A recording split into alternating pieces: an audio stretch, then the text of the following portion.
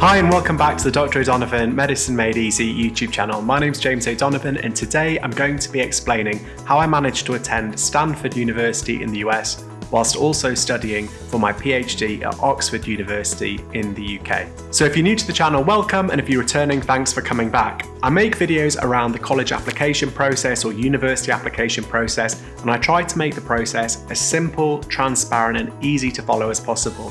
So if this is something that you want to see more of, please remember to subscribe to the channel. So this video is going to cover 4 main points. So the first section of the video is going to outline how I found the opportunity to study at Stanford, and hopefully this will help give you guys some ideas about where you need to be looking. The second part of the video is going to be focused on how I approached the department at Stanford, and this is going to contain some practical tips and advice about what you need to be writing about, including in your CV and covering letter. I'll then talk about something that is very important, and that is getting funding for the opportunity to go there. These opportunities are great, but they're also really expensive. And I'm going to try and outline funding sources and where you can be looking to try find funding in order to maximize your chances of actually being able to attend. The final section of this video is going to be for international students looking at trying to secure a visa to go and study in the US.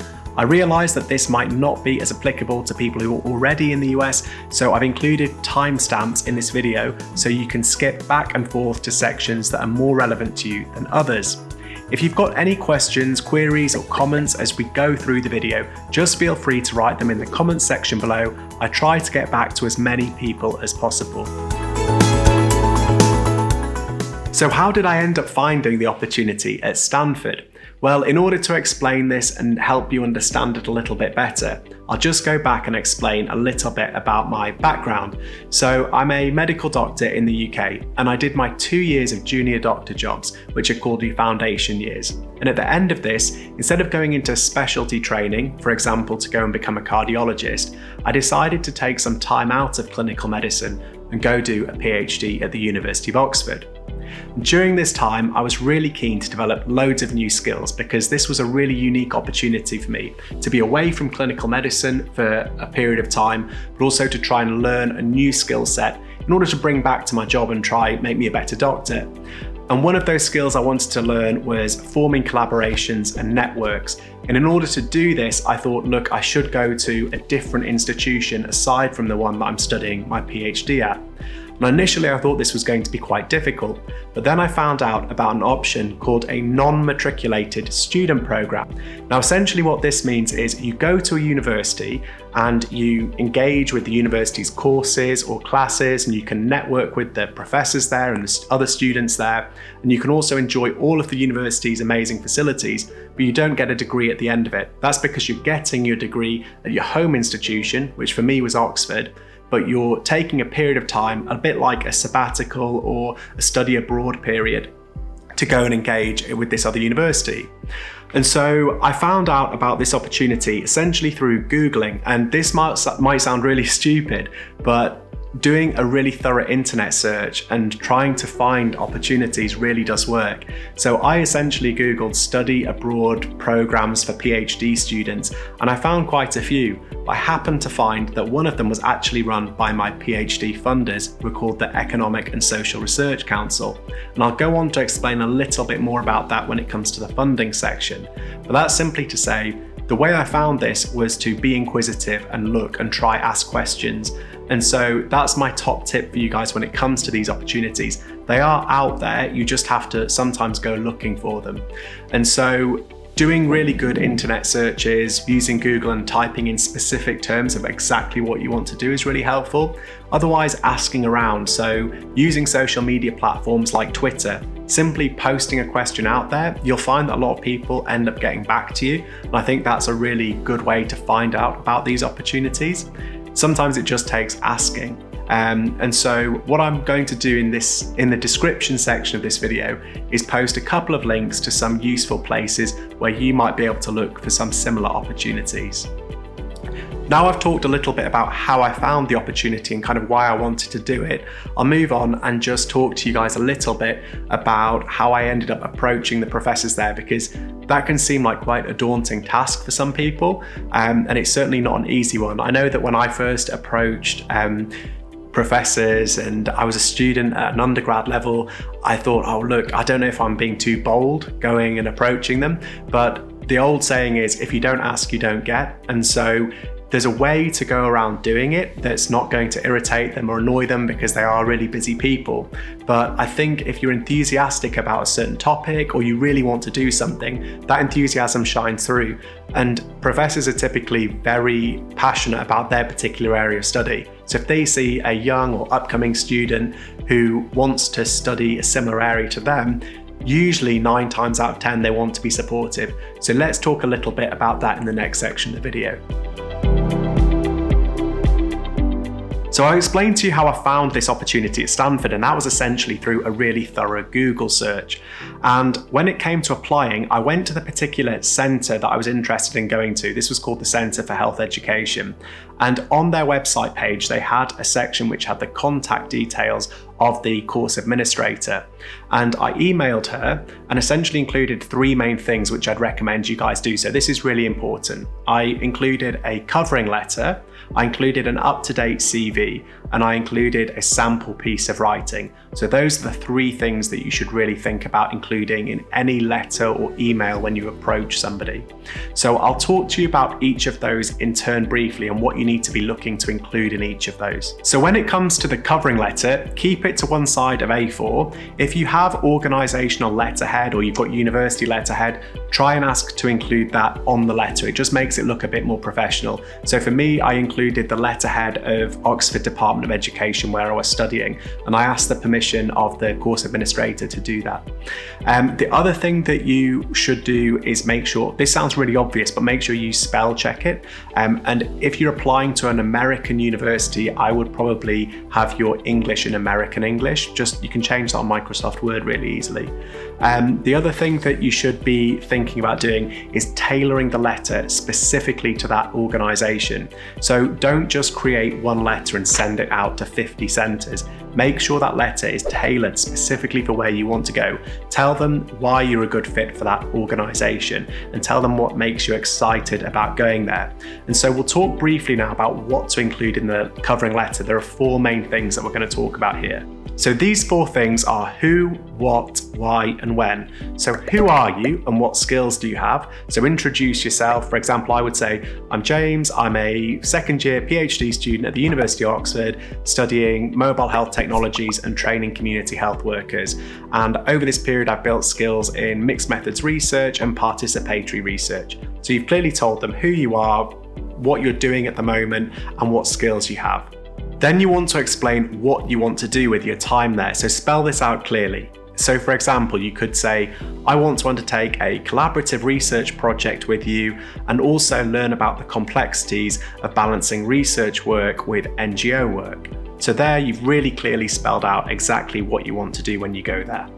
Next, you want to explain why you want to go there. So this gives you the opportunity to let your past research about the organisation shine through.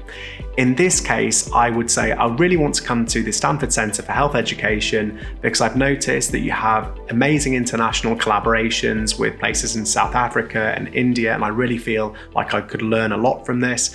I also have noticed that you combine running an NGO with a research institution, and I want to learn more about the complexities of how that works. There you've really shown them that you've done your background research on their organisation, and it's going to make the person who's done that stand out much more than the person who just says, I really want to come to Stanford because I know it's a great university. Tell them specifically about their department and their institution. That's what they want to hear, and they want to know that you're also passionate about their mission. And then end with the practical details of when do you want to go and for how long. So you need to let them know, I would like to come for a semester starting in the fall. The next thing you want to make sure you attach to your application is an up-to-date CV. So make sure that this contains your contact details, it contains your work experience, and make sure it's laid out nicely. And if you've done anything like publications, presentations, or relevant work experience or skills that you have, include all of these in the CV and make sure that you get preferably 1 or 2 other people to check it before you send it off.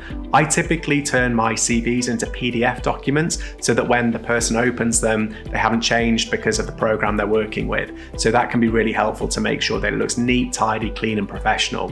And finally, you want to include something like an up-to-date piece of writing. And this can be anything. So for me, I included a recent journal article that I was first author on, but you could include something like a newspaper article or a blog piece, essentially something that shows, especially if you're going to do a research placement or a research exchange, that you can write well.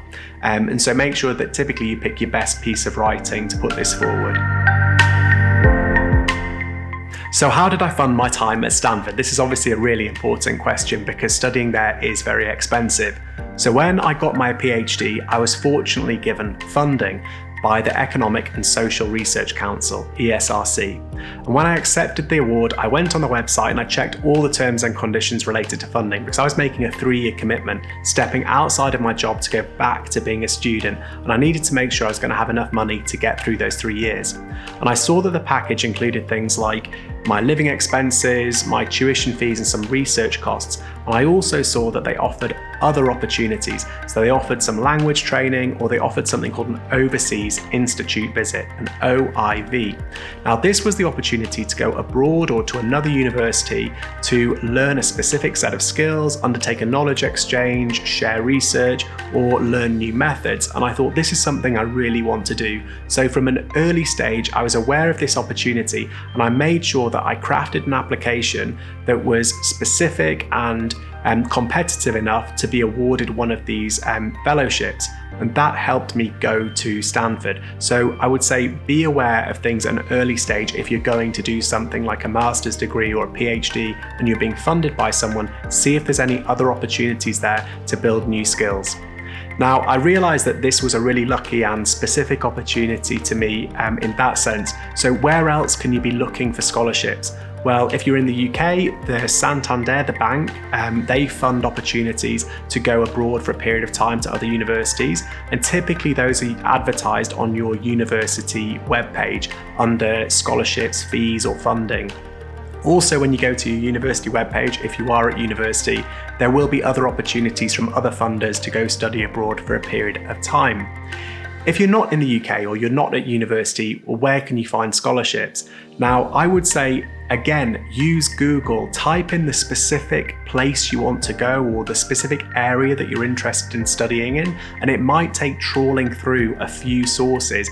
But if you look at page 1, don't give up. Go to page 3, 4, 5 of Google. Sometimes these opportunities are hidden away, but it just takes a little bit of time to search for them. Once you find one, check if you meet the criteria. If you're unsure, email the person who's administering the fund. That way you can find out, are you eligible for this scholarship? My other tip is, don't think that you have to get a full package that funds everything. Okay, if you get one of those, that is great. But if you don't, try and pull together sources of funding from lots of different areas. So maybe get $100 from one place and $200 or $50 from another. All of that can add up, and that can give you the opportunity to go to these institutions or places you want to go study at where you thought it might not be possible. The other thing is, utilize social media. So look on places like Twitter, look on Facebook, look for these opportunities, and if not, ask about them. Ask on Twitter, does anyone know of any scholarships to go study abroad at Oxford? And you might find that people have asked that question in the past. So doing a quick search of social media can usually bring up some useful stuff. When you're also applying and thinking about funding, try and make out a spreadsheet costing up every item that you think you're going to have to pay for, because these trips abroad or to other institutions can be expensive. You have to think of things like the fee that is charged. So Stanford charge a fee for visiting students. It's over £1,000 a month, so it's definitely not cheap. Then you have to think about transport, flying to the place you're going to study at, or driving, or getting a bus or a train. Then you need to think about healthcare costs. So in the US, you need to take out healthcare, and at Stanford, this was called cardinal care. And it was around $5,000 for the year if you were a visiting student. Now, I was only going for a small period of time, so I didn't want to end up paying $5,000 for something I didn't think I probably wasn't going to use unless a major accident happened. So I found another source of health insurance which allowed me to waive cardinal cover, so not pay the $5,000, but I ended up paying around $250. So I can include the link to that website in the description box of this video. Trying to find ways to minimize the costs is really helpful because, like I said, these opportunities aren't cheap, and if you can find ways of reducing costs, that's going to enable you to go and hopefully enjoy the experience a bit more. Now, this final step of the application process shouldn't be underestimated for international students because it really can be a falling point, and that is securing the visa. It's very complicated, so I'm just going to go through this in very simple steps and explain briefly how I got mine.